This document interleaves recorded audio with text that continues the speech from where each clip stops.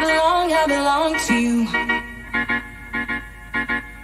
I belong to You do just what you want. You're the one I trust. What's it into an area? Keo, Zamora! And I'll always be around when you need some loving, baby. No one else. Put you down.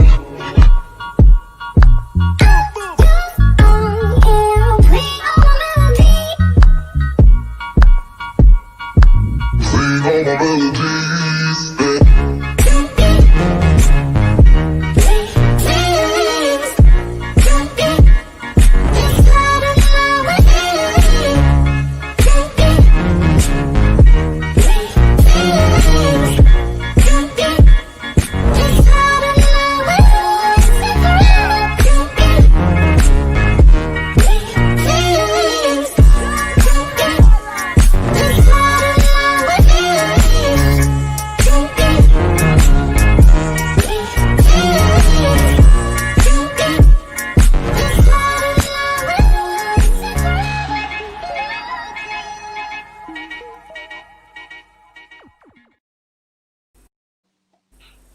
Hey guys, I'm Sai and welcome to Ace Podcast Nation, the home of the Andy Campbell Championship Show. This is episode number 75.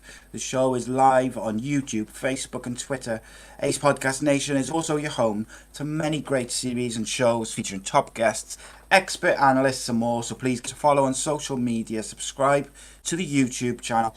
You can follow the shows, Andy Campbell shows specifically, at AC Footy Show at the various platforms and social media pages. If you want specifically just football, and if you want a bit of everything, then follow Ace Podcast Nation, and again, subscribe to the YouTube channel. The links to which all are in the description below and the post credits at the end of the show. Just as we wait for everyone to join the chats on the various platforms, a big thank you to Black Diamond Sports for all their support as usual. Black Diamond Sports is a global sports agency representing sports stars from around the globe. For more information, visit their social media pages and their website. The links in the description underneath this video and in the closing credits. And as usual, but never underappreciated, we thank Bespoke Financial and Dan Ralston for sponsoring the show. And here's a quick word from them. My mummy and daddy have been talking about life insurance. It sounds like something to protect my brother and me, but I don't really understand. Then my auntie Louise told mummy about Bespoke Financial Teesside. She said they're a local company who helped her with her life insurance. Mummy got in touch, and because they're based locally, a man called Darren was able to come to our house. He was really friendly. Darren stayed for a cup of tea and made it all really easy to understand. He said that life insurance will protect our home and family if anything bad were to happen. Like if mummy or daddy got sick, then we'd get enough money to take care of us, and our house would be paid for so we wouldn't get taken away. After an hour, Darren said goodbye and mummy and daddy seemed a lot happier. Once it was all sorted, we could all relax and watch a film together as a family. I don't know why they didn't do it sooner.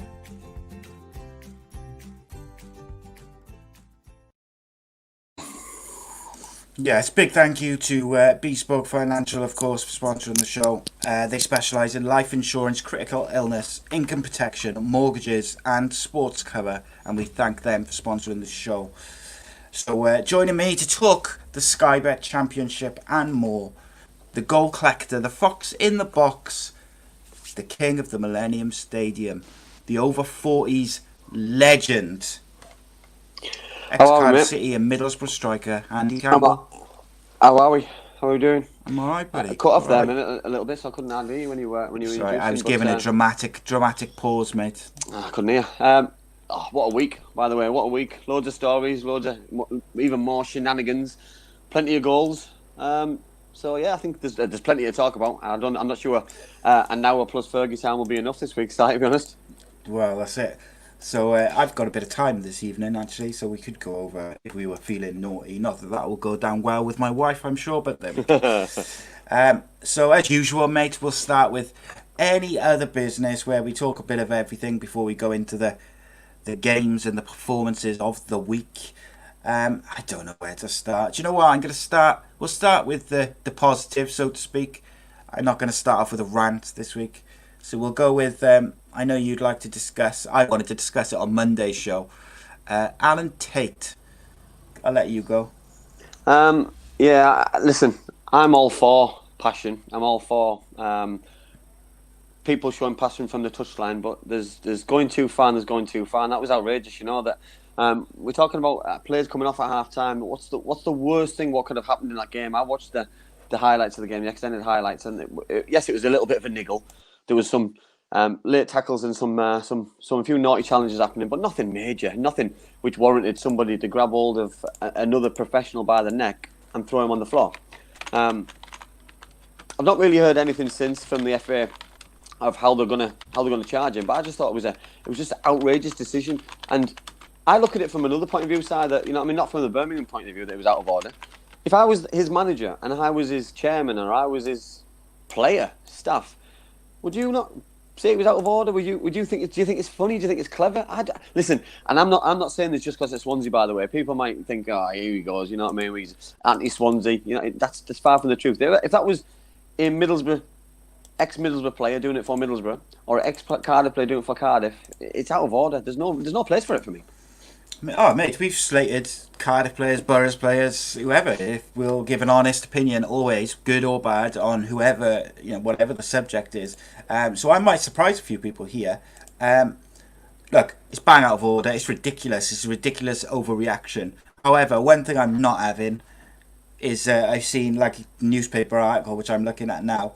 Alan Tate, Swansea coach Alan Tate, facing potential ban after choke slam on Birmingham midfielder John Terrell. It's not a choke slam, is it? He's grabbed him by the throat and shoved him away or whatever. There's over idiotic. Well. Yeah, there's just no place for it, you know.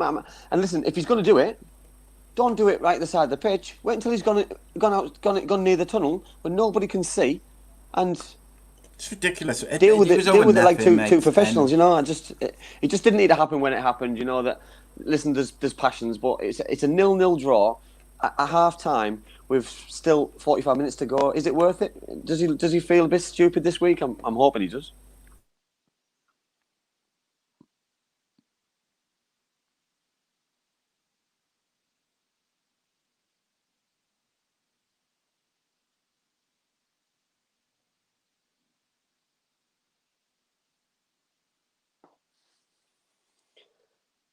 I think Si might have frozen. Talk to me, Si, if you can hear me.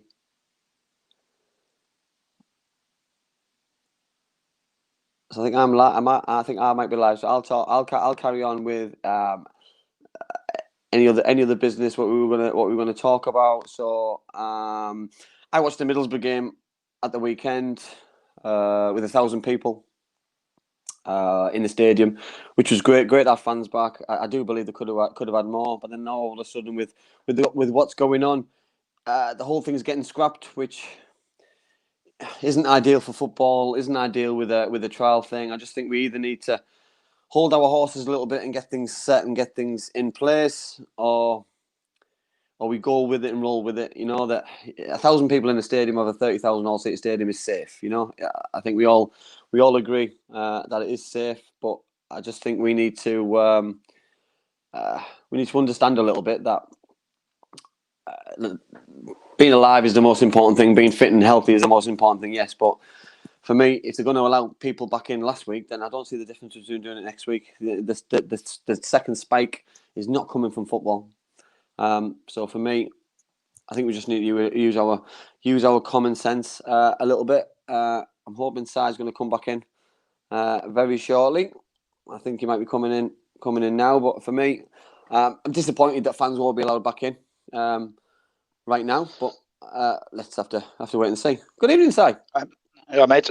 My computer just went completely kaput, so you can see my green screen behind me. I'm on my phone at the moment. I just while it boots back up, I didn't want to leave you for too long. All right, okay. No, can't do anything about that, mate. Can we? Right. Yeah, what I was just quickly saying was about Alan Tate. Obviously, look, you're 1-2 games into the season. Like, how riled up can one man be? Like, it's not like it was dependent on relegation or dependent on playoffs or finals. Of course, everyone wants to win every game, but come on, let's face it.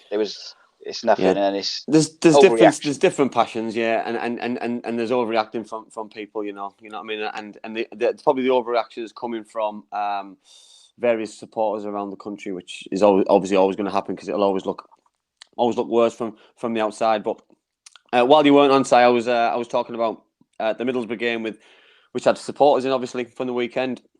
And obviously now that we're not going to have any supporters coming in for the foreseeable future until obviously the government make that decision. Disappointing because it's obviously we've only trialled it for a week. But from my point of view, we could have done more, and I still think it's safe. The spike is not coming from football. You know what I mean? So to make that decision and blame football, you know what I mean, when they're still keeping the pubs open, is a little bit sad for me. Yeah, a little bit sad for me. Yeah, it's disappointing. Look, in some ways, it's out of the football authorities. It's out of their hands to a certain degree, isn't it? But equally, I think if you're opening you could have this conversation all day about the pubs and the restaurants being open while they took so long to open things like gyms and whatever else.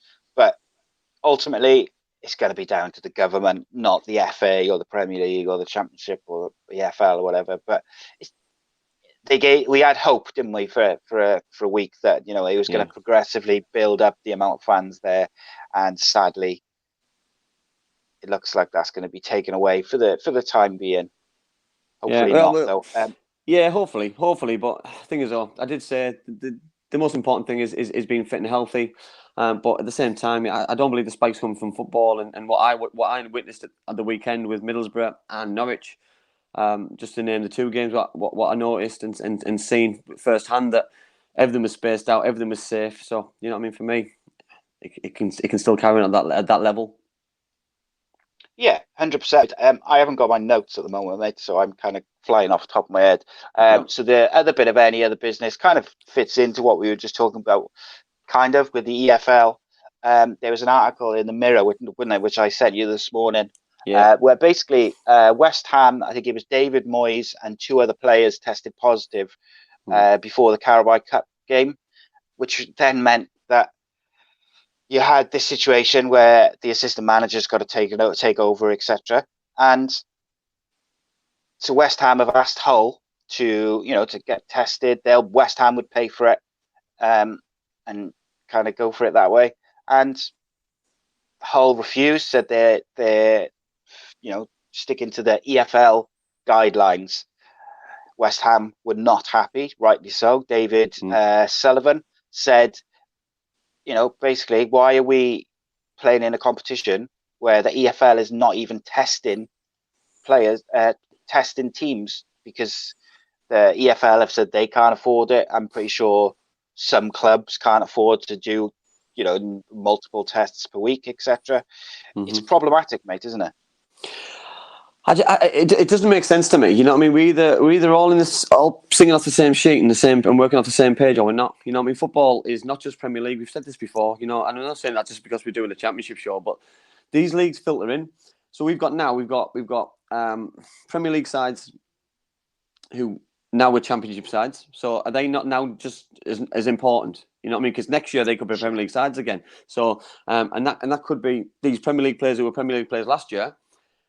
Next year they could be League One players, because you could get relegated again. And for me, football is the same. It's the same. If you play for Hull City, you play for Leyton Orient, you play for Manchester City, you should be classed the same. I know teams are struggling financially about doing the tests, but the tests are paramount, because players cannot not be tested and then go and play football and pass it on to other players. It's just not healthy. It's not safe. It's not the ethical thing to do. And for me, you know what I mean, West Ham are in every right to be frustrated. I did notice that Leyton Orient's game in the week got cancelled. They're not playing this weekend. It's been cancelled again. This could be never ending. So, you know what I mean? Because players are going to test positive, and you know what I mean? Players have to self-isolate for 2 weeks if they've been in close contact. But every player will have been in close contact with those players for over the 15 minutes and potentially 2 meters distance, because just the way the football is. They've been in changing rooms with them. It's such a disappointment in the EFL. You know what I mean? You know what I mean? There must be a pot of money somewhere which can support what we're trying to put together. Because you know what I mean. At the minute, it just looks like the Premier League's running with a different animal, and everyone else is picking up the pieces, regardless who you are and who you support. And obviously, we spoke to Luke Chadwick, didn't we, on Monday about the difference between the Premier League and Cambridge United, for example. And he's got a passion for Cambridge United, like rightly so. If he's a Cambridge United fan, why wouldn't he care about Cambridge United? And that's the same as Leyton Orient, Hull City, etc. And I just think it's sad that an organisation is ruining it for everybody because of a little bit of neglect for me. Yeah, it is, mate. It's frustrating because EFL is got millions. Let's be honest, they got millions and millions of pounds. So them saying they haven't got the money to test is a bit embarrassing for me.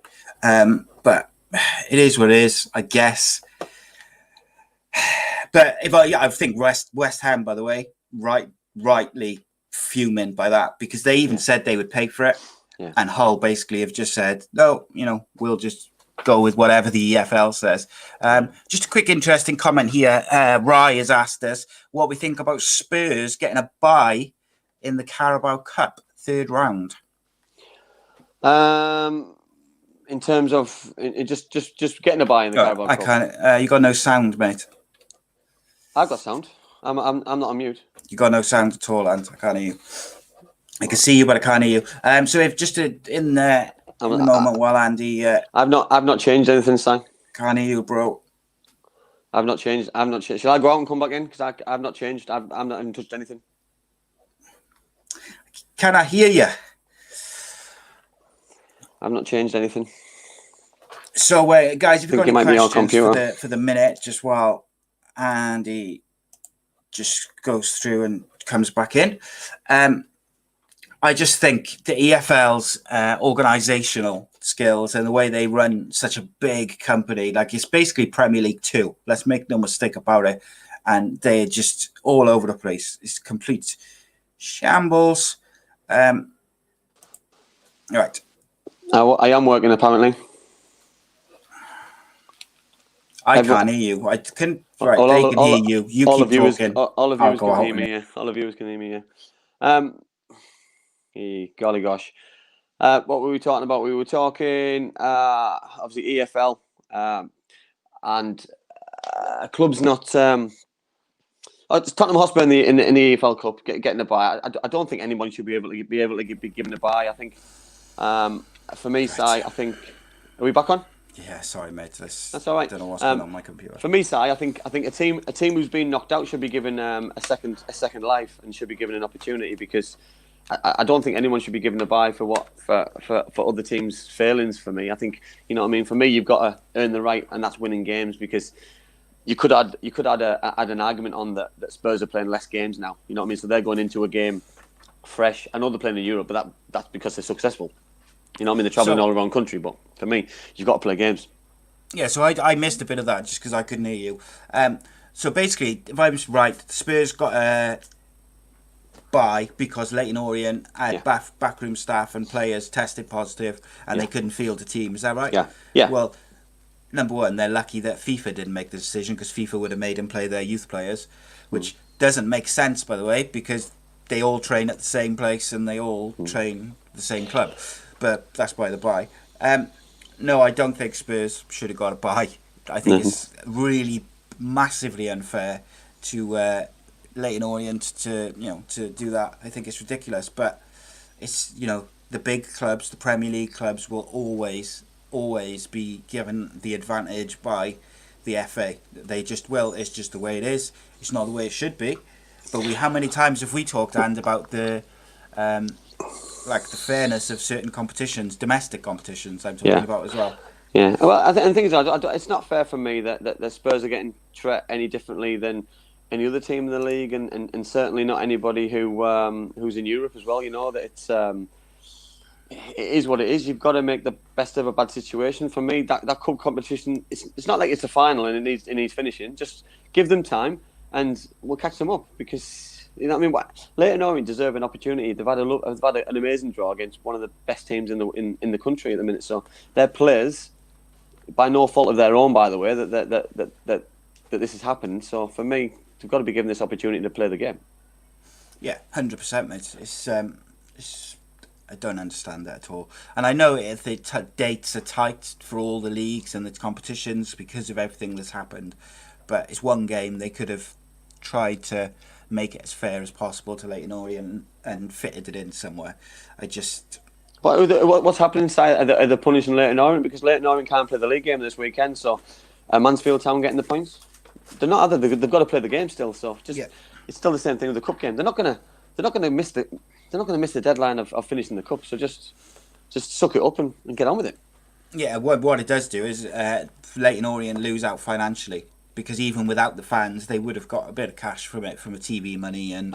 It'd definitely be a TV game because you look at the games last night, Lincoln City against Liverpool. It's a TV game because there's a potential of an upset, and it's the same with Leyton Orient. There's a potential of an upset. It's a London derby, so there's be a huge opportunity. Yes, spot on. Okay, so let's get into the games of last weekend in the Sky Bet Championship. So we had the Friday night, which was Coventry versus QPR, which finished Coventry 3, QPR 2. You went for Coventry, so you had that. I went for a draw. Yeah, goals galore. Great start, by the way. And this is, I don't know if Sky's just getting really lucky, but they're starting off on Friday nights with some decent games. So I'm guessing tonight's game should be a decent game because they're picking some decent games on a Friday for various reasons, and rightly so. Yeah, I think so. As Coventry have started well. I think we mentioned last week that they've been playing well, and they got the results for a QPR, same as last year. Can score, can't defend for Toffee, unfortunately. Yeah, well, I thought the boy McFadzean for I thought for him, for Kyle McFadzean for Coventry City. I like the look of him. I thought he's a bit of a boy, bit of a player, really good header from the set piece. He did. It was a great header. It was a great header. To be fair, I thought it was the second half for me. I thought O'Hare's goal was taken really well. I thought the penalty was a blatant penalty, by the way, but for me it was a soft penalty to give away. It could have been very massively avoided. To be honest, there was quite a few penalty decisions over the weekend which were very soft. So, I think penalties and free kicks and corners this year, there's going to be a lot of goals because from what I saw again on Friday night, I'm going to go through some of the other games. People cannot defend corners or crosses at the minute, and it's quite embarrassing. We're going to talk about set pieces, mate. I can guarantee you we're going to talk about set pieces. 100%. But Coventry, great for Coventry, though, side. Their first win back in the big league, so to speak, and QPR pick points up. You know what I mean? They've had their struggles over the last couple of years. They will pick points up. They've got a good side, but they'll always let goals in. It must be interesting being a QPR fan. Yeah, frustrating, I would imagine, mate, as well. Yeah. You know, the boy Dykes, who took the penalty for QPR. Yeah. What nationality is he? What country does he play for? Is he Scottish or Irish? He's Scottish. Yeah, he played for for Scotland against Czech Republic, and in the previous game against Israel as well. So he's making a name for himself. He's playing international football. So QPR notoriously as well. By the way, you look at the previous. You've got Eze signed for a Premier League club. John Hugill signed for a top Championship club. So they've got history with progressing through centre forward talent. Is he the next on the list? Because it's great for the players because it gives them that kind of boost, but it'd be a nightmare for the club and supporters because you start to have a hero and a centre forward scoring goals, and all of a sudden he leaves because he scored 2 goals in the last 2 games. So for clubs, so he's on a bit of a purple spell. Yeah. So speaking of players leaving, the next game we're going to talk about is Cardiff City, and it looks like Callum Paterson is on his way. I have got to say, I think that is a bad decision. Not the first time I've said that in the last couple of weeks about Cardiff's decision making.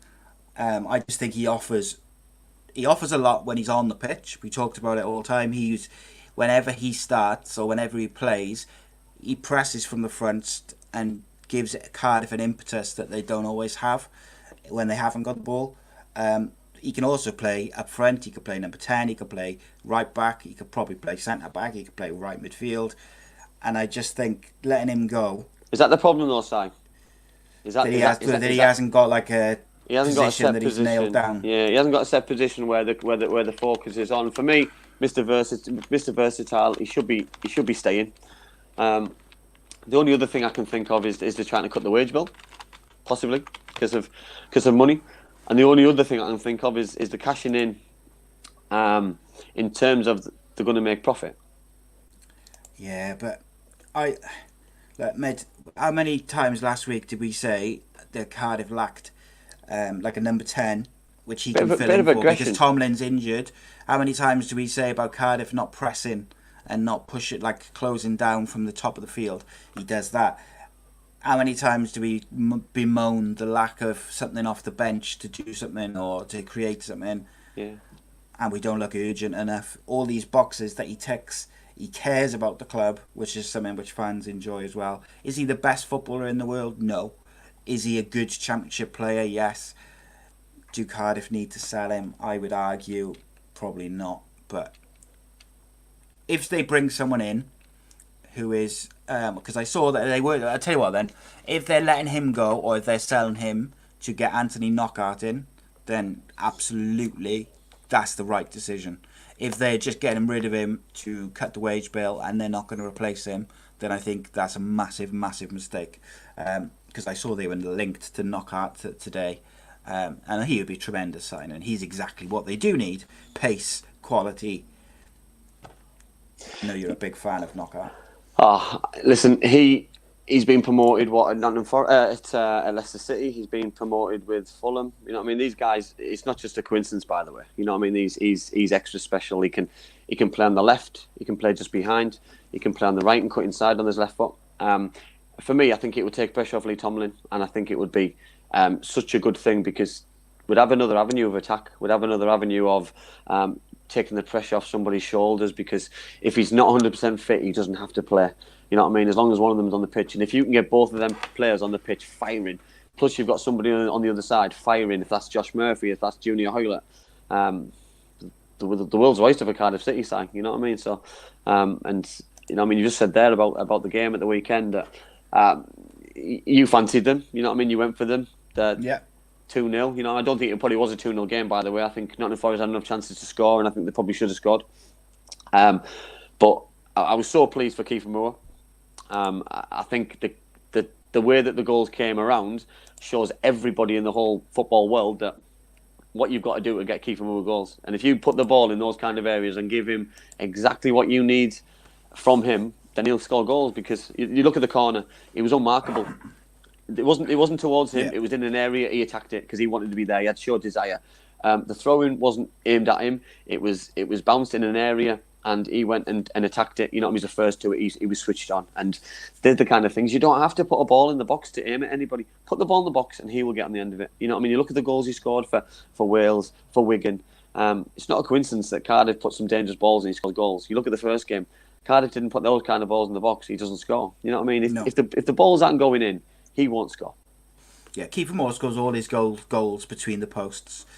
You will be banging him in from the edge of the box or whatever. He does score a couple, but like I jokingly said on the end of Monday's show, he's the set piece king.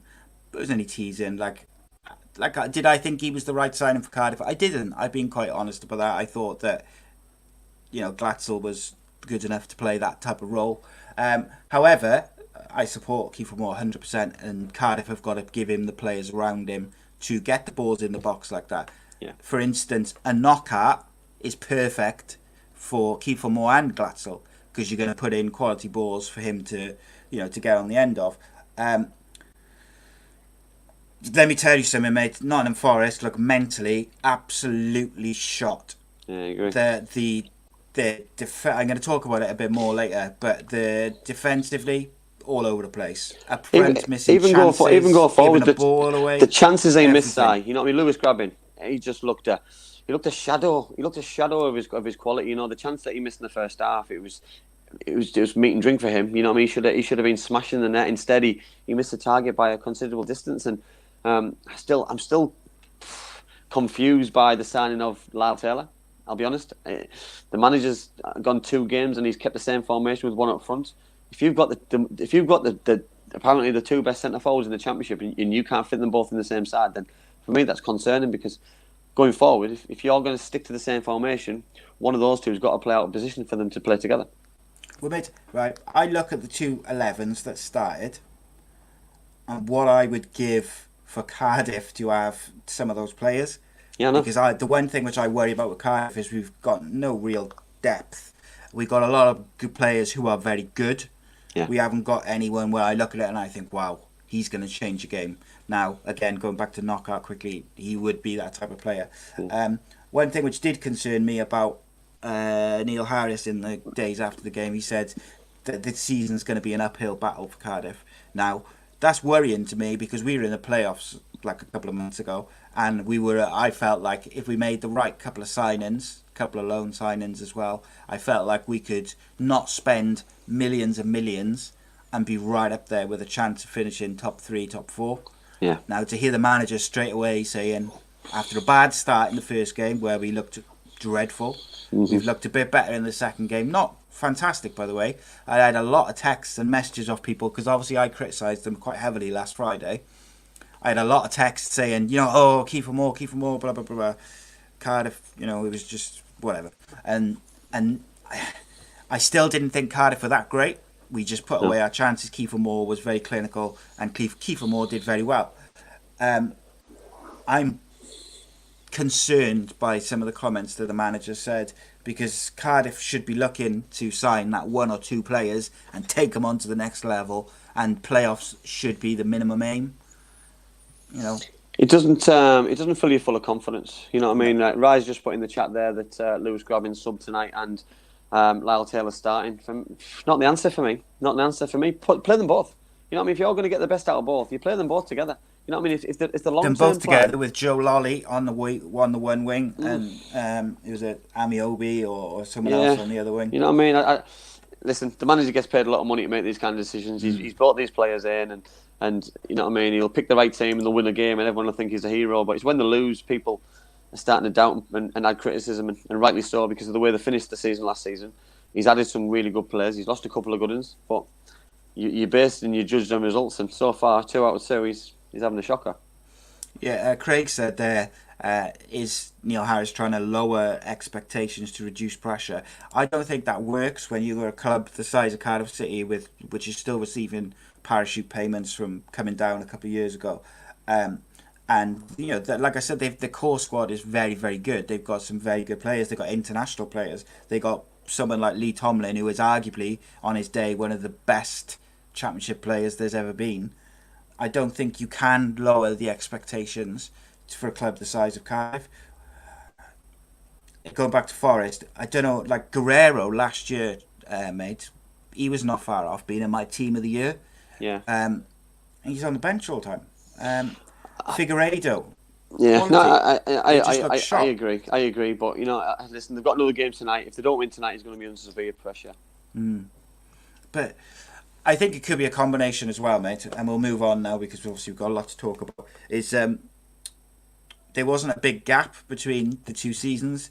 And they had, that last day of the season would have killed those players mentally. Of course, it killed the fans, everything. Yeah. It was but that's the same as other teams. Physically, they've not had a break. You know what I mean? And I just don't think they expected to be.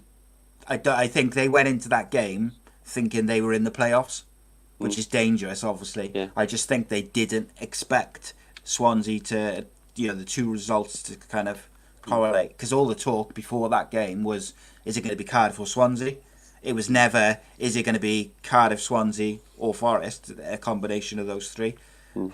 But yeah, is what it is. I went with Cardiff, you went with Forest for that one, so that makes it 1-1 so far. Brentford 3, Huddersfield 0. Brentford were back to the best. I thought they were absolutely outstanding. Little passes. The first game at the new ground, by the way, in the league. I thought they were outstanding. The final goal, which I'm gonna touch on later on, from Mbuemo was out of this world. The little one-touch passing, they've lost Ollie Watkins. Ben Rama as well isn't playing. You know what I mean? So What's the score with that? Have you heard anything about that? I am hearing that he is leaving, which is great for the boy, great for whoever signs him. But listen, probably the club are waiting for the window. The window's the worst problem. You know, we've got 2 weeks left of the window. If he doesn't leave, he'll play in 2 weeks' time. But will he be match fit? But at the minute, you look at how good Brentford can play. The manager's very shrewd with the signings. You know what I mean? Ivan Toney, who led the line really well. Good centre half again, had a very good game. And listen, Huddersfield had a bad start last season. They've started off bad again this season. You know what I mean? So they need to turn things around very quickly because Huddersfield, they're all over the place. Shouldn't have sacked the Cowley brothers then, should Yeah, they? difficult one, yeah. Again, Josh Da Silva, outstanding. Another one who was, superb last year, and he's hit the ground running. Like you say, Mbruno scored a beautiful goal. And Canos as well, sir. You know that it's the front, it's the formation, and I've just like the manager off for sticking to a formation. But when it's working and it's successful, and you have a little bit like the Red Arrows, that they're all over the place. Nobody knows how to mark. You know what I mean? And this causes teams problems. And when you've got the ability, what they've got, then run with it as much as you can.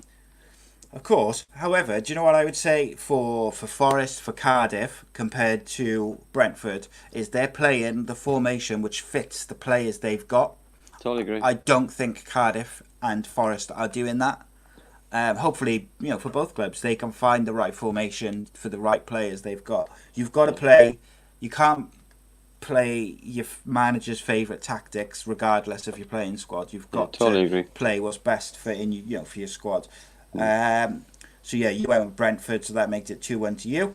Next up, we had Simon's second team, as some people like to call it. Blackburn Rovers 5, Wickham 0. Oh my days.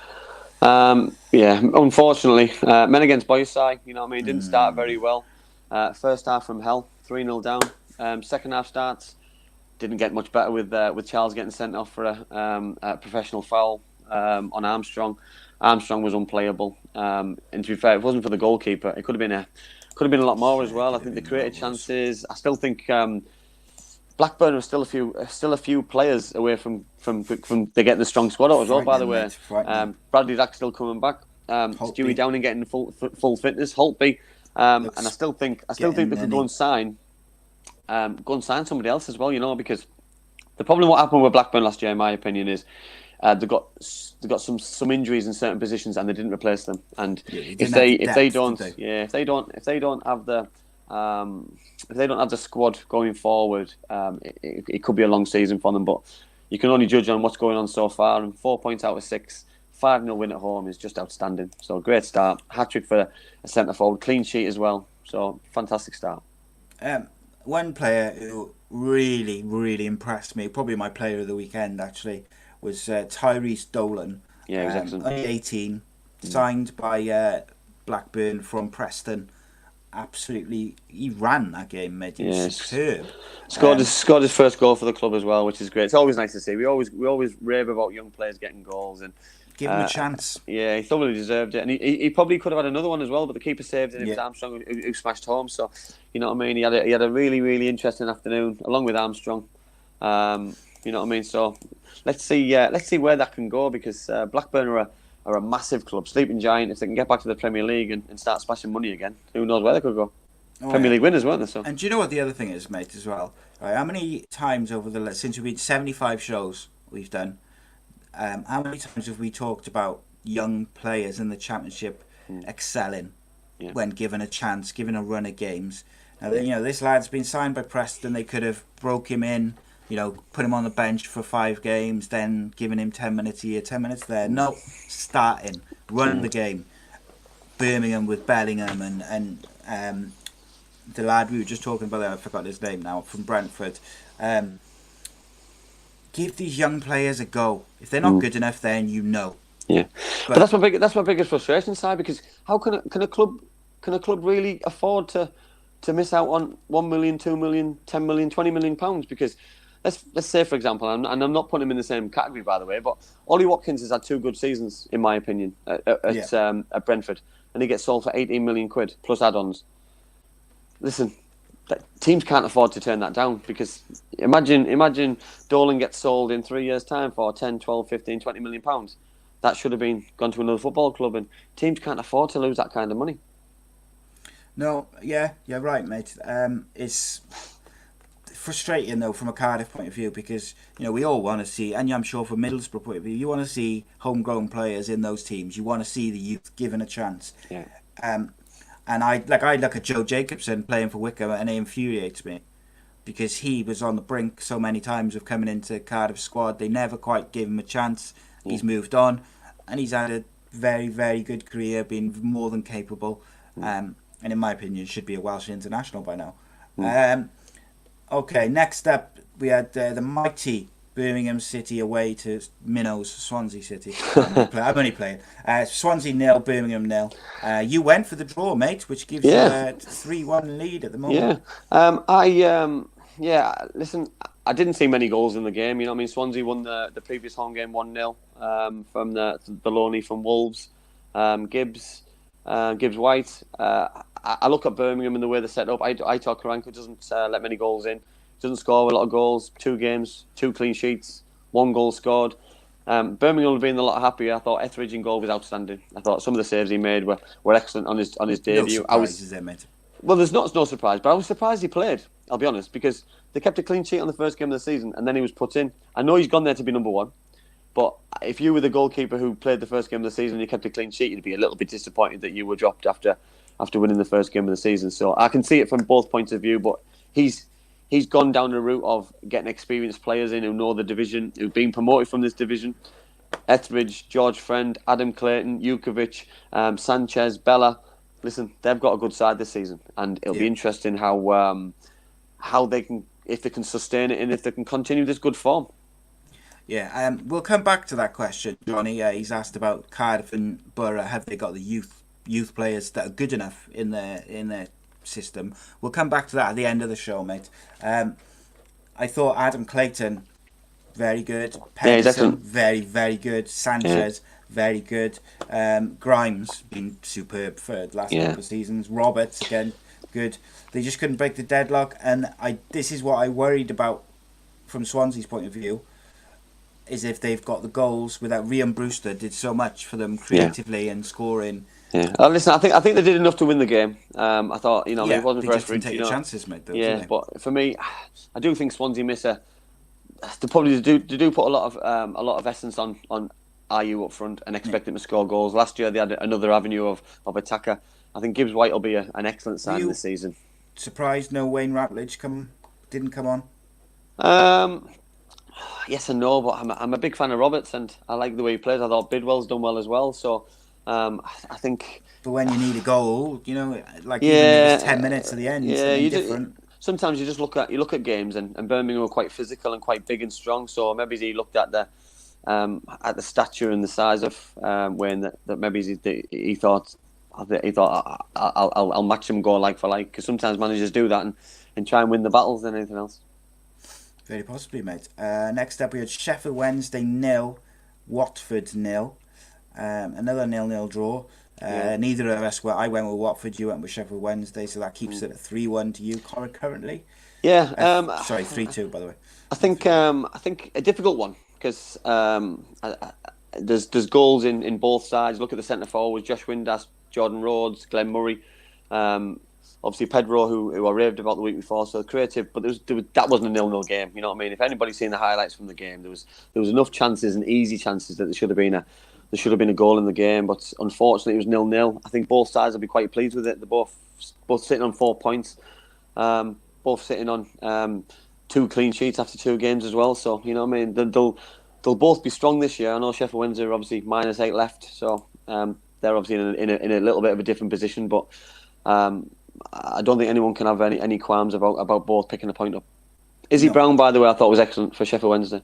Yes, he was. Adam reached back as well towards the end. I got to say, as old as it makes me feel, I love watching Josh Windass play. It makes me feel very old, but I just love watching him play and seeing him cementing his championship career and his place in the side. I also like the what's his name? João Pedro, number 10 for Watford. Yeah, I watched him player. against Middlesbrough side. I thought he was excellent. I thought he was outstanding. Real good player. Next up, Luton 2, Derby County 1. Derby County started last season bad side. They've started this season even worse. I just don't understand it. I'm sure Koku's trying to get the sack, or he tries to make things as hard as he possibly can for himself. 2 goals, both similar. 2 crosses, can't defend crosses. 2 good headers. Listen, Luton's strength is getting the ball down the line and crossing it in for Collins. You know what I mean? He didn't score, but the 2 headers were both outstanding. I thought Derby's goal was very good. I thought it was taken really well. Good build, good play. Wayne Rooney missed a sitter towards the end, which could have taken the pressure off the manager. But did he miss it on purpose because he lost the job?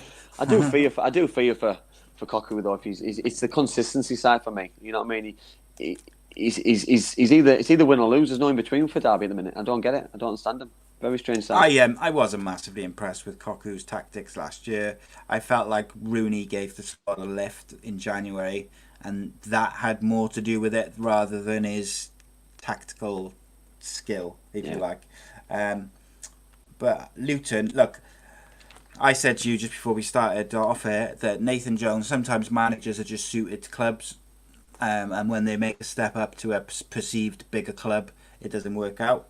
But I just think that Nathan Jones and Luton is a good fit, and he finished last season on fire, kept them up, and he started this season on fire. And you know, we talked about last week the need, and in the preview show, the need for clubs like Luton, Wickham, Rotherham, they need to get as many points as they can early on, because they might start well, but at some point they'll have a drop off.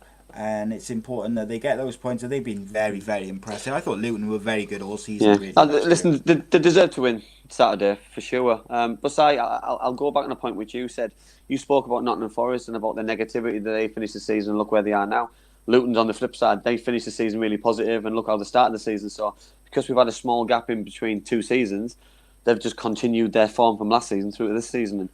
But I agree there. They need to get some points on the board, because I do believe the second season hangover sometimes can be a little bit more tougher than the first season, and there's some good sides and still some big games to play. So even when they play the Coventrys and the Wickhams and the Rotherhams, they're going to be tough. You know what I mean? Because they're probably going to be expected to win. Long way to go, mate, isn't it? Yeah. Reading 2, Barnsley 0. Reading started last season very, very well. Yeah. Barnsley did not help themselves in this game. No. Mate. Two of the probably most silly red cards I've seen. You know what I mean? The second one I'll start with. It's a second handball for me. He's on the floor. You don't need to handball. You know what I mean? You know it for a fact that you're on a knife edge of a yellow card. You get another yellow card, you're off the game. And the first one, he didn't really need to bring him down. The centre forward's been really clever. He's cut across him, and he's just bundled him over. And once you're in that position, and you need to make sure you step away. And great centre forward play though, by the way. But I've been really impressed with Reading. I thought they were great. They got him behind Barnsley so many times, and I think they'll upset quite a few sides. I know they beat Cardiff earlier on in the season last season by Puskas when he bagged a hat trick, I think, or 2. This season, Mite for me he's going to take some stopping. He's powerful. He scores goals. He's electric, and he's really, really firing at the minute. Yeah, spot on. Reading, I thought were very, very good. There was a couple of players which stood out for me. One of which I'm going to talk about in the end of the show. But generally, I just thought they were very good. Barnsley, oh dear. I worry for them, side, because I also worry them. Worry for them that they've sold the kind of players that they haven't replaced. You know that it's you can't get rid of your best players and not replace them. For me, you know what I mean. It's going to be a long one, and if they end up going down side, it's just been a waste. All the efforts last year would just be a waste. Yeah, we both picked Luton. We both picked Reading. Norwich City 2, Preston 2. I thought Preston were outstanding in this game. Yeah, they were. I really thought they were good, and I thought Norwich were a little bit lucky. Yeah, I think Norwich were. I think they scored a couple of decent. Well, the second goal was a very good goal. I thought the first goal was atrocious, and I'm going to talk about it later on. Another goal from set pieces, but I thought it was great. I thought it was a soft penalty though. By the way, I think the first goal for, I think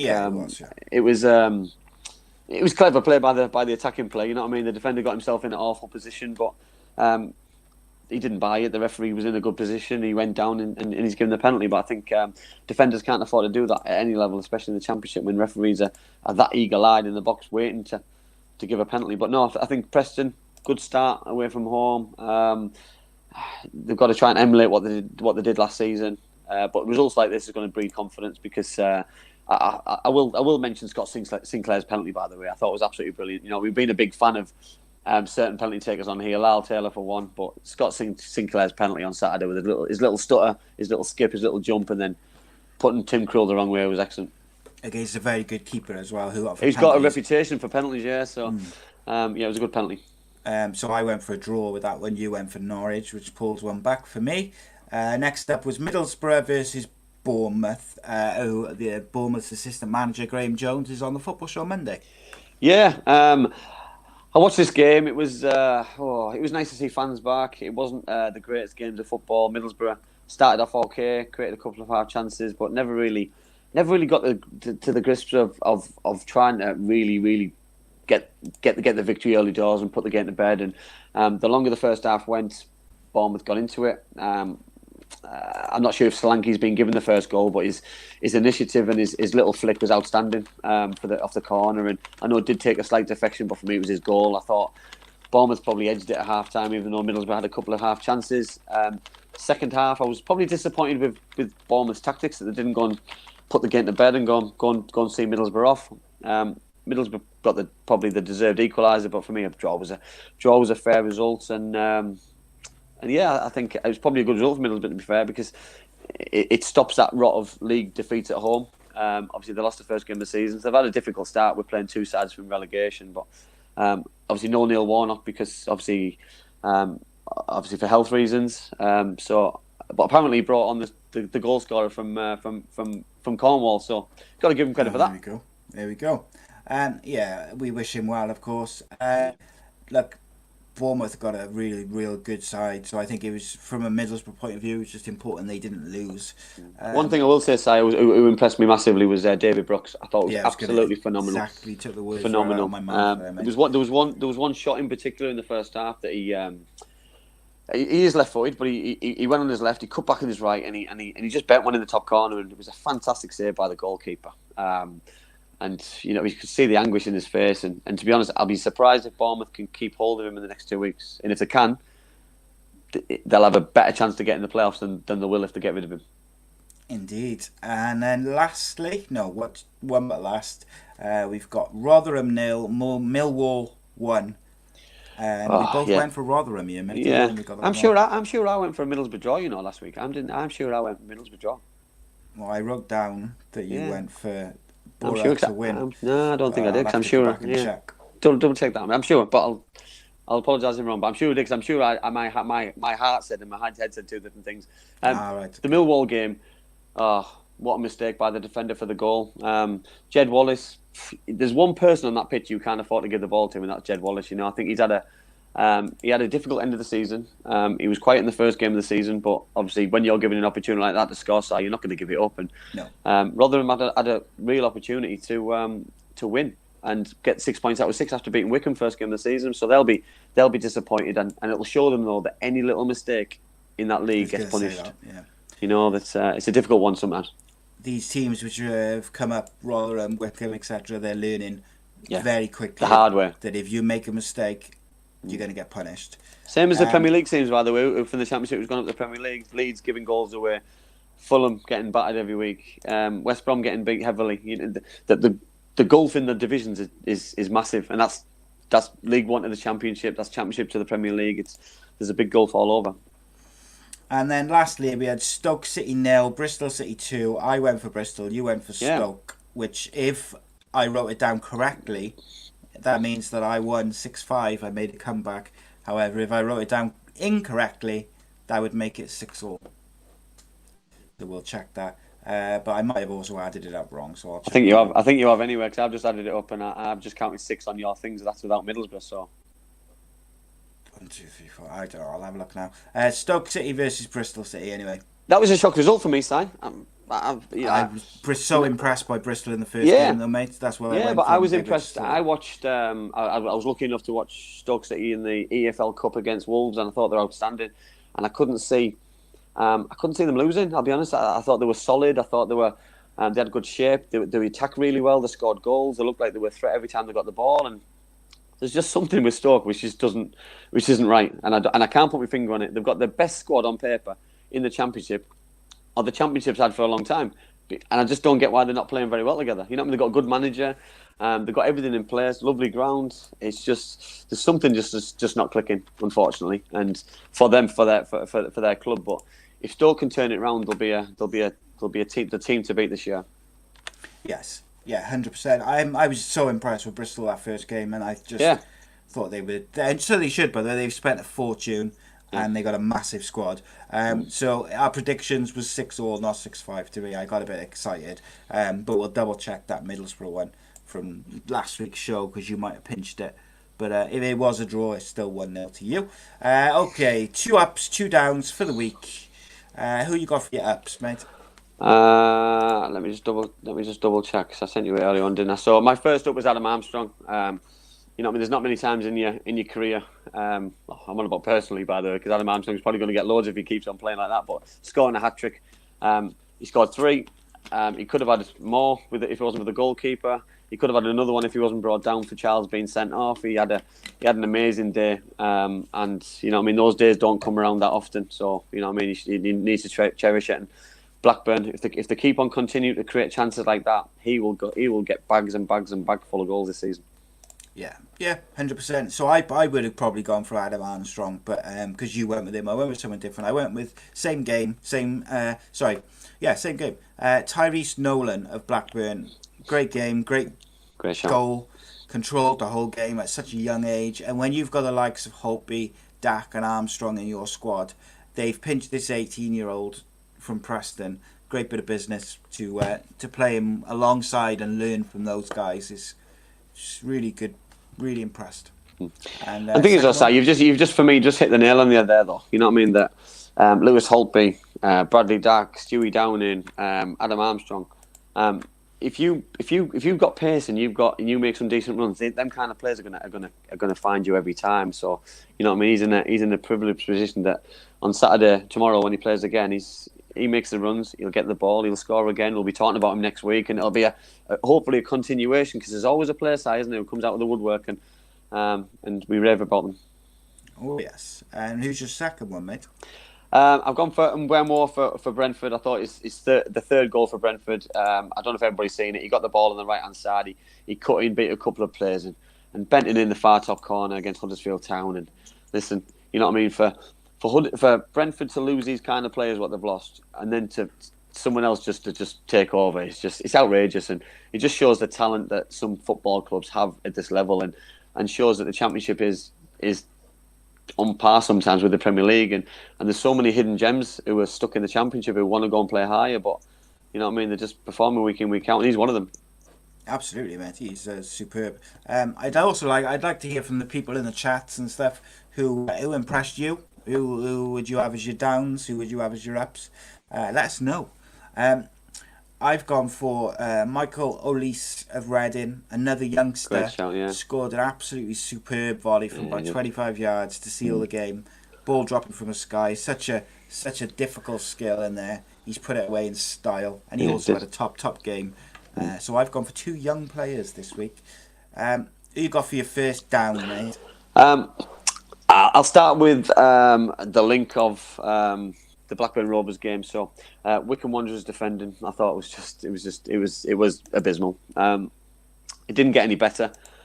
It started badly. First half wasn't great, and then obviously for Charles, it was obviously one of their main centre halves to get sent off for hauling down Armstrong. He just went from bad to worse. And I seen Gareth's press conference stroke interview after the game, and I felt sorry for him because it's such a tough learning curve for a young manager who's done so well in a short space of time, and I just so hope he turns it around and just gets a little bit of confidence quickly. Si, you know that we all know how cutthroat football can be and how fickle it can be, and hopefully fans don't jump on the back of players, staff, managers, chairmen, owners, because they deserve an opportunity. They're the smallest club in the league, and hopefully he can turn it around with the squad he's got. If not, he can potentially go and buy some players in the window. Yeah, I think so, mate. Absolutely. My first down, I've gone for Mads Anderson of Barnsley. They'd already down to 10 men. The first yellow card is just a ridiculous tackle. The second yellow card, and you know what, right? I'm not one to criticise broadcasters. Colin Murray and whoever it was, Dean Ashton, said that it wasn't a yellow card for that handball. He stopped it with his hand. He fell over and controlled it with his hand. He may as well have picked it up. Listen, Si, we're on about. For me, it was deliberate. It was deliberate handball, and I always thought deliberate handball was a red card. It's a red card, isn't it? You know what I mean? But listen, it's a definite yellow. He stopped the ball from going through. He stuck his hand out to move the ball. Control it. You know what I mean? So for me, it's a yellow card. It was a yellow card all day. Listen, and I bet they would have been saying different if they hadn't had the first man sent off. It was just you felt sorry for Barnsley, and I think there's a lot of us who did. And but it wasn't harsh. It was 100% red card and a yellow card, which second yellow. You can't be doing things like that. Yeah, they were both yellow cards, and the first sending off was a sending off as well. So Barnsley should be pointing the fingers at themselves more than anyone. James says Alan Tate should be a down. Gaz said Hull. No bias from the West Ham fan. He said Hull should be down for refusing COVID tests. Who's your second down, mate? My second down's quite. It's like a backhanded compliment, really, because I've gone for Declan Rudd. And Declan Rudd, obviously, for the people who watched the game, I've seen the highlights, seen the goal. It was the Preston North End goalkeeper for the equaliser who, for me, threw it in. You know what I mean? I've seen it 5 or 6 times, and it gets worse every time I've seen it. But then he had an absolutely brilliant game, so you know what I mean. I felt really sorry, and I felt a bit guilty then that I decided to give him it. But yeah, well, exactly, and I thought that sign. I thought, obviously, the conversations we've had about your son, and you know what I mean, that it's so important, isn't it, to have concentration levels being a goalkeeper and not switch off. And that's all it looked like for me. He switched off, but you switch off in a Championship game or a Premier League game. It's such high profile, and shows like with the goals that you watch on TV, and shows like ours that. Unfortunately, you make a mistake, you get punished, and you know what I mean. I think he's fully deserved because it was an awful mistake. But I'll give him credit as well that he made up for it with some fantastic saves.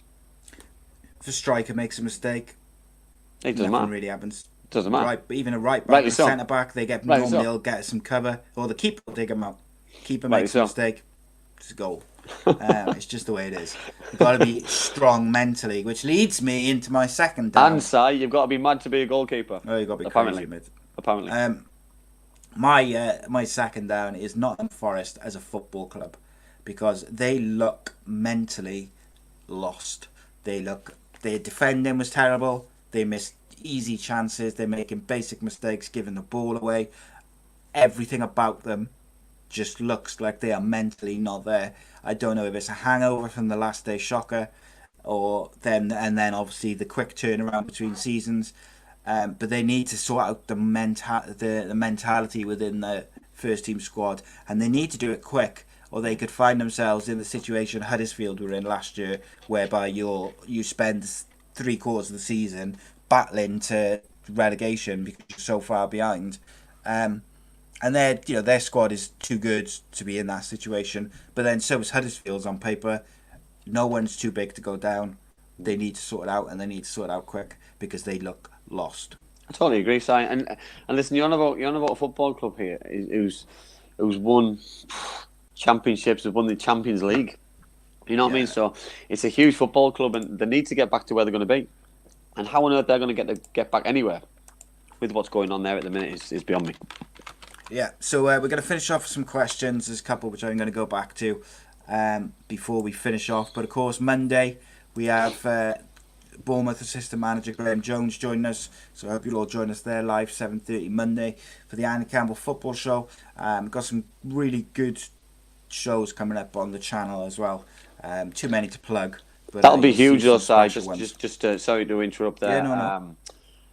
Graham Jones, his career, you know, the people he's worked with, clubs he's, you know what I mean, Belgium, you know what I mean, the players he's played, he's had at Belgium, Roberto Martinez, Everton, you know what I mean, it's unbelievable, you know what I mean, the clubs he's worked at and the players he's played with, you know what I mean, and now he's got himself another interesting job, with pressures what come with it, you know, that the expectation at Bournemouth will be promotion, and I'll be interested to see how he what he says about the championship this season, because obviously it can coincide with what we've been talking about today and what we'll be talking about next week as well. So be really interesting show. Yeah, and you not very often you get to speak to a current manager or assistant manager on a show like ours and stuff. So it'd be really interesting. I'm really looking forward to it, and I'm sure we'll get some clips for the championship show as well. Okay, so Johnny Wish asked earlier on in the show when we were talking about giving youth players a chance. He said, have Cardiff City and Middlesbrough got young players in their ranks which are good enough to be given a chance? Now, I guess what he's getting at is if you haven't got the youth talent there, you can't give them a chance. Now, I'd argue that Cardiff probably have, but they've refused to give them a chance, and some of them have now left. But you talk about Boro a little bit. Listen, Middlesbrough have had probably the most successful youth success rates bringing players through. Stuart Downing, Jonathan Woodgate, Ben Gibson, Adam Johnson, Lee Cattermole, Andy Campbell. That you can go back 10, 15, 20 years. They've been very successful. They've made a lot of money from young players, and I think which is important. They played first team games. They've been successful for the club as well. So I think they've got the players now. For me, side, the biggest question is, are they given the opportunity and are they being trusted? You know what I mean? I look at, and I'll use the two managers, Neil Harris and Neil Warnock. Both of those managers are under pressure, and they're both under pressure for results and results only. And are they trusting young players enough in case they don't get the results? Because ultimately they'll lose their jobs. You know what I mean? I'll use Cardiff and Cameron Cox as a prime example. You know what I mean? That Cameron was touted around to be, and rightly so, by the way, the next big thing. He played a couple of games in various cups. Didn't get an opportunity in the league. I saw enough to warrant a little run in the side and see how he held his own. Didn't get that opportunity. And as a young player, what are you going to do? Do you hold tight? Do you just sit and wait and potentially ruin a young career when you've got all these aspirations? And listen, I'm not condoning dropping down to certain levels and playing there, but you know what I mean. Have Cardiff City had an impact on where the boy is now? You know that if he was trusted, Cardiff City could have sold him this year for 10, 12 million pound and made the money that they've lost. For example, same as Middlesbrough. You know the amount of money that the teams generate. I just think players need to be trusted by clubs and managers, and forget this under 18, under 23 football, because they're not non-competitive games, and if you're good enough, doesn't matter what age you are, you've got to be thrown in. Yeah, spot on, mate. So Cardiff released this in June, just gone, 10 youth players, or 10 under 23s. So you had Warren Burwood, I don't know much about him admittedly, Cameron Cox, Connor Davis was highly rated, Jacob Evans I heard was pretty good, Lloyd Humphreys, don't know anything about him, Tristan Jones, Shaymar Moore was supposed to be exceptional, Ryan Price and Sean Spence and Lawrence Wotton. Sean Spence and Shaymar Moore I heard were very, very good, but they were released, in my opinion, and it's only my opinion, not based on anything else, they were released for financial reasons, not footballing reasons, because of COVID, because of this, that and the other. They also released a couple of under 18s as well. Now, at least three of those players could have been playing League Cup football this year, or could have been training with the first team and trying to make a statement. Neil Harris has got a history of playing young players. Have Cardiff just released players that potentially Neil Harris would have given a chance this year at certain points? It's a difficult one, though, isn't it? Because you know what I mean. I think Neil Harris has obviously gotten to Cardiff because it's a progressive club. It's got finances, you know what I mean, more than he's been used to. He's been working on a shoestring at Millwall, and he's gone to a club who have spent money in the past. They'll spend money in the future. They're a big football club with huge ambitions, and you know what I mean. So he's not having to dip into the youth team left, right, and centre and bring players in, and it's a different way of looking at it, a different mentality, and sometimes you miss little gems here and there, and I'm hoping that they haven't, because you know what I mean. You can go back to probably the most high-profile one in the world, that Newcastle United released Alan Shearer, and they had to go and spend 15-16 million quid getting him back. If that's 2020 era, you're looking at 150 million pound back. And these kind of mistakes can't happen, and rightly so. And I just think young players deserve an opportunity and a chance to play at a certain level, Championship, Premier League, and instead of playing lower league and having to build themselves up. And I just hope that, you know what I mean, that young players do get an opportunity, because we all want to watch a young local talent, and because you can affiliate with them because you know them from a certain area, or you know the dad, or you know the cousin, or you know somebody who knows them, and it's great because you can see the passion. They'll run through a brick wall for that football club, and you know what I mean. I loved my time when I played for my hometown club, and you know what I mean, I got more chances than anybody in terms of, if I had a bad game, fans would still adore me because I'm a Boro lad, and they know how much I love the club, because everyone's allowed a bad game, by the way. So it's you know what I mean. I just hope that clubs like Middlesbrough, like Cardiff, like Norwich City, you know what I mean, because they're big spenders, you know what I mean, that they don't lose out on all these young players because of extra finance, or they go down a different route. Yeah, spot on. Just before we go to the last two questions, I was also going to say, if you go back to the show I did with TalkSport's Welsh correspondent Lawrence Mora, he talked passionately about the young Welsh talent specifically, which some of which are playing at like Man United, Liverpool, people like this. But he also talked about some of the players in the Cardiff and Swansea systems, which are just not getting a chance. So the players are there. It's just managers have got to be brave enough to pick them and give them a run. And if they make a mistake, don't just drop them straight away. Give them time, because the fans will give them time. I totally agree. And to be honest, and we spoke about this about playing in front of no fans, that players can go and express themselves and feel there's no pressure, because there's no fans there, there's no pressure. So yeah, go and enjoy yourself. And exactly. Okay, last couple of questions. Leslie asks, what does Andy think about Warnock throwing in the towel in the cup? Will he be also throwing the towel in the FA Cup as well? I was disappointed with the team selection, I'll be honest. I was disappointed that listen, I see every opportunity to win a game and breed confidence, and potentially go to Wembley. You know, that I was brought up in that era with Brian Robson, that if we played Chester City, Ravanelli would play. That I didn't get an opportunity in the cup because he was playing a weakened side. I got an opportunity in the cup because I was in his best 11. You know, that he played his best side he thought possible to win a football match. And sometimes, if the league's more important than a cup, great. But we played one league game. For me, stick your best side out. You just lost a game. Go and try and win it, and breed confidence for the Saturday. Because as a centre forward, you want to play as many games and score goals. As a goalkeeper, you want to keep a clean sheet and get confidence. But unfortunately, the game backfired a little bit. Got beat by Barnsley 2-0, and especially after what we said about Barnsley tonight, you know what I mean. That's probably even more concerning. Yeah, you don't want to. I don't know.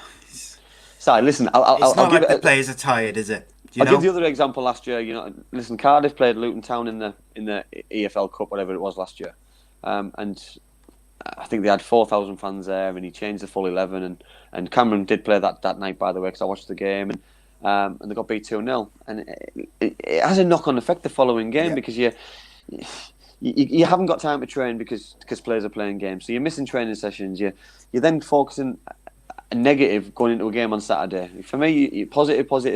Go into a game, win it. Go into the next game, win it. You know what I mean? You're not going to win every game, but go and try and win a game. Spot on, mate. And lastly, Gaz says, in our opinion, who would we like to see Cardiff City sign? You go first, mate. Probably not individually, but I'm on about position wise. Probably a right winger. I'll be honest. I think a right wide man. Somebody to fight with Gavin White to go and drill some balls in the box, to take people on, to be nice and positive. I think down the left with Junior Hoylett and Josh Murphy, I think they've got enough quality. Two centre forwards. I think Lee Tomlin will play anyway. Two centre midfielders the three centre midfielders, I think are strong in there anyway. Defensively, I think they're strong. another goalkeeper perhaps to give Smithies a battle, because now he's lost a good goalkeeper. So for me, probably a goalkeeper and a experienced keeper maybe, yeah, or a youngster. Just somebody to put pressure on a goalkeeper who's doing well, because he's seen off a very good goalkeeper. So what you don't want to do now is start making mistakes because you know you're not going to get dropped. Well, that's not the way that it should be. So keep fighting for your place by getting pushed by somebody else. Yeah, I'd like to see Cardiff sign a number 10, because we know that Lee Tomlin's unlikely to be, fit for the whole season. I think Henry Lansbury from Aston Villa could be a good shout as cover or to fight it out with Tomlin. I'd also like to see us look at some Welsh talent. Nico from Liverpool on loan, maybe. I don't know if we can loan any more players though. Neil Taylor from Villa, I don't know if he's available, but I think he'd be a cracking signing for Cardiff. Maybe that's looking a bit too big. And also, I agree with you, we need a winger. Someone with pace who can deliver good balls into the box. Knockout excites me. I don't think it'll happen. He excites me. Cardiff have always done well as well, looking over to the Scottish League. We've always been, done really well when we've looked to the likes of Aberdeen. And I'd go and have a look north of the border, see if there's any young, pacey wingers, number 10s. If we do sign a striker, it needs to be a short, not short necessarily, but a pacey goal scorer who can play off Glatzel and Keith Moore. Yeah, well, there is one. There's one called I'm sure it's called Sam Cosgrove for Aberdeen. Scored goals. I think he's early 20s. Scored a few goals. He's scored a few goals in his career. I think he used to play for Wigan. So yeah, there's there's players there's players north of the border. Record.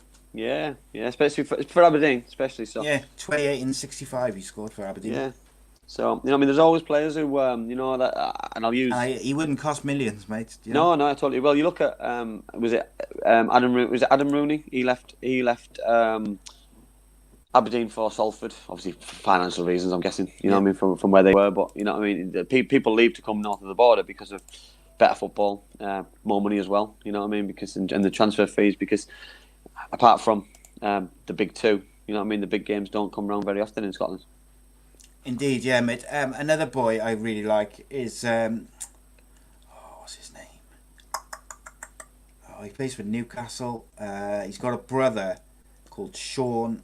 Longstaff. Longstaff, yeah. But his brother, I think, is on the fringes. Matty, I think it is. Ginger, is it the Gingerhead? Yeah. Matty, yeah. But I quite like both of them. Yeah. I think Matty Longstaff is on the brink of the first team, so I wouldn't mind having a look at him. Craig there says Mark Harris in the under 23s for Cardiff is very good. So I do not buy the excuse that there's no value in the market, because I guarantee you, for instance, Sam Cosgrove for Aberdeen, you've just mentioned there, probably get him for 2 million, 3 million. Not even that. I would have thought. I also don't buy that we're selling Callum Patterson to anything to do with wages when you're then in the next breath linked to Anthony Knockout, who's going to be on a lot more than Callum Patterson. Totally good. Okay, guys, appreciate you all tuning in and getting involved. I know the Friday slot is completely different to the Monday because people are doing stuff and they're spending time with family, etc., etc. So I appreciate you all joining us. We'll be back Monday for an all new Andy Campbell Football Show with special guest Bournemouth assistant manager Graham Jones. Big thank you to Black Diamond Sports and of course Bespoke Financial for sponsoring the show. And check out, I'll have a new show out on Sunday as well as many other shows, and I've got an exciting new series coming with some very interesting subject and names coming, which we'll be announcing shortly. So stay tuned, subscribe to the YouTube channel, follow at AC Footy Show for all the latest news on guests and clips and stuff from previous shows. In the meantime, we bid you a farewell. Have a great weekend. Come on the Bluebirds, come on the Boro. My mummy and daddy have been talking about life insurance. It sounds like something to protect my brother and me, but I don't really understand. Then my Auntie Louise told Mummy about Bespoke Financial Teesside. She said they're a local company who helped her with her life insurance. Mummy got in touch, and because they're based locally, a man called Darren was able to come to our house. He was really friendly. Darren stayed for a cup of tea and made it all really easy to understand. He said that life insurance will protect our home and family if anything bad were to happen. Like if Mummy or Daddy got sick, then we'd get enough money to take care of us, and our house would be paid for so it wouldn't get taken away. After an hour, Darren said goodbye and Mummy and Daddy seemed a lot happier. Once it was all sorted, we could all relax and watch a film together as a family. I don't know why they didn't do it sooner.